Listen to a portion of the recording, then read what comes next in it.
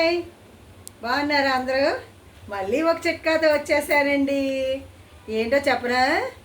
ఏమీ లేదండి. మనకి ఎక్కువ చలి వస్తుంది. చలి వచ్చేస్తుంటుందండి. అది చలి వచ్చేస్తుంది, అమ్మో ఏంటో చలి జ్వరం వచ్చేసింది, అది వచ్చేసింది, ఇది వచ్చింది అని అనుకోకండి. ఒకసారి ఇంట్లో ట్రై చేసి చూడండి, అప్పుడు హాస్పిటల్కి వెళ్ళండి చూపించితే. ఏమీ లేదండి, చలి వచ్చింది అనుకోండి, వేడి వేడి పాలండి, వేడి వేడి పాలు కాసుకొని తాగండి.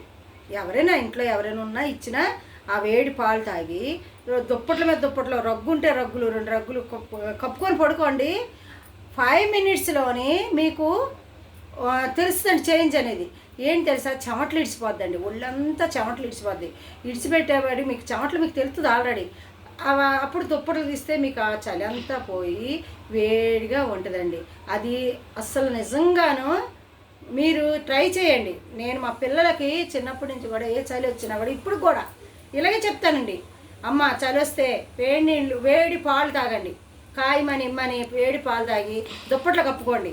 దుప్పట్లు కప్పుకున్నాక 5 మినిట్స్లో 10 మినిట్స్లోనే ఒక్కో శరీరం ఒకలాగా ఉంటుంది కదండి, అది తెలుసు కదండి మీకు. అలాగా దుప్పటి తీసేయగానే మీకు దుప్పటి కప్పుకోగానే చెమటలు వచ్చేస్తాయి. ఆ చెమటలు ఎడవగానే మీరు లేసుకొచ్చుంటారు. ఇదే చిన్న చిట్కా, చెయ్యండి, పోయేదేముంది. వేడి పాలు, రగ్గులు, అంత మించి ఏం కాదు కదా. నేను మా ఇంట్లో మా పిల్లలకి అదే చేస్తానండి, మా వారికైనా నాకైనా అంతే, అలాగే చేస్తాను.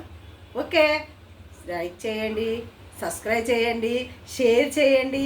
సుస్వర ఆఫీషియల్ ఛానల్. మళ్ళీ ఒకటి చిట్కాతో వస్తా.